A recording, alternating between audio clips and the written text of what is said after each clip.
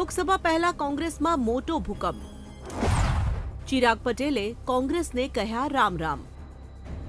લોકસભા ચૂંટણીની દરેક રાજકીય પાર્ટીઓએ તૈયારીઓ શરૂ કરી દીધી છે. તેવા માહોલમાં કોંગ્રેસમાં એક સાંધે ત્યાં તેર તૂટે તેવો માહોલ સર્જાયો છે. કારણ કે ખંભાતના ધારાસભ્ય ચિરાગ પટેલે આજે વિધાનસભા અધ્યક્ષને પોતાનું રાજીનામું ધરી દીધું છે અને કોંગ્રેસને રામ રામ કહી દીધા છે. એટલું જ નહીં, રાજીનામા સાથે કોંગ્રેસ નેતૃત્વને આડે હાથ પણ લીધું. અત્યારે તો મેં વિધાનસભાના ધારાસભ્ય તરીકે મારા પદ પરથી રાજીનામું આપ્યું છે. આવનારા સમયમાં મારા મત વિસ્તારના લોકોનો જે આદેશ હશે એ પ્રમાણે આગળ વધીશ. શું કારણ રહ્યું કોંગ્રેસમાંથી રાજીનામું આપવાનું? કોંગ્રેસમાં જૂથબંધી છે અને સેન્ટ્રલ લીડરશિપ જે છે કોંગ્રેસની એ ગુજરાત કોંગ્રેસ પ્રત્યે એમનું કંઈ ધ્યાન નથી, કોઈ રણીધણી નથી. એટલે ના દિશા છે ના દશા છે. એટલે એ જગ્યાએ નેતૃત્વ કરવાનો કોઈ મિનિંગ. એક અઠવાડિયામાં બે પાટીદાર ધારાસભ્યના રાજીનામા. બંને પાટીદાર નેતા ભાજપમાં જોડાય તેવી શક્યતા. ધારાસભ્ય ચિરાગ પટેલ પહેલા આમ આદમી પાર્ટીના ધારાસભ્ય ભૂપત ભાયાણીએ રાજીનામું આપ્યું હતું, જે બાદ કોંગ્રેસમાંથી રાજીનામા પડવાની ચર્ચાઓ તેજ બની હતી, જે હવે સાચી સાબિત થઈ છે. જોકે હજુ પણ લોકસભા ચૂંટણી પહેલા મોટા પ્રમાણમાં કોંગ્રેસમાંથી ધારાસભ્યોના રાજીનામા પડી શકે છે તેવા ખુદ ચિરાગ પટેલે સંકેત આપ્યા છે. સેન્ટ્રલના લીડરોએ કોઈએ ક્યારે પણ ગુજરાત કોંગ્રેસના કાર્યકર્તાઓની સુગ લેવાની એમને કોઈ પડી. લોકસભા સુધી શું પરિસ્થિતિ હશે કોંગ્રેસ, ગુજરાત કોંગ્રેસની?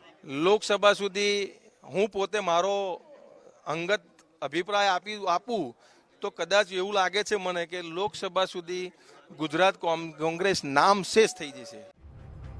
વિધાનસભા ચૂંટણીમાં તો કોંગ્રેસ વિપક્ષમાં બેસવા લાયક પણ નહોતી રહી. તેવામાં રાજકીય પંડિતોના મતે લોકસભા ચૂંટણી સુધીમાં ગુજરાત કોંગ્રેસ મુક્ત બની જાય તો પણ નવાઈ નથી.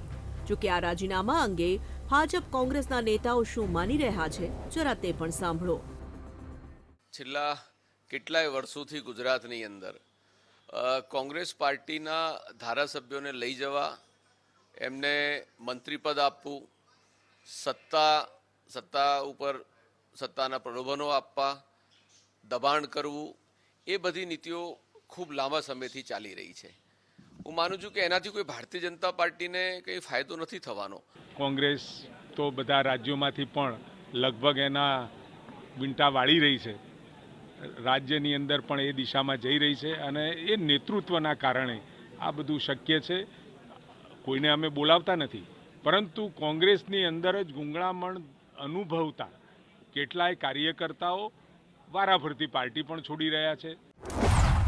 1990 બાદ પ્રથમ વખત ખંભાતમાં કોંગ્રેસની થઈ હતી જીત. વર્ષો પછી ભાજપના ગઢમાં કોંગ્રેસે પાડ્યું હતું ગાબડું. મહત્વનું છે કે ચિરાગ પટેલ અને ભૂપત ભાયાણી પહેલી જ વાર ચૂંટણી લડ્યા અને જીત્યા, પરંતુ 5 વર્ષનો કાર્યકાળ પૂરો કરે તે પહેલા કોંગ્રેસ અને આપને રામ રામ કહી દીધા છે. ખંભાત બેઠક તો એવી હતી કે 1990 બાદ પ્રથમ વખત 2022માં કોંગ્રેસની જીત થઈ હતી અને ચિરાગ પટેલે ભાજપના મહેશ રાવલને 3711 મતોથી હરાવ્યા હતા. પરંતુ કોંગ્રેસ આ બેઠક પણ સંભાળી ન શકી. તેવામાં હવે જોવાનું એ રહેશે કે લોકસભા પહેલા હજુ કેટલી વિકેટો કોંગ્રેસમાંથી ખડે છે. Mehul Desai, VTV news, Gandhinagar.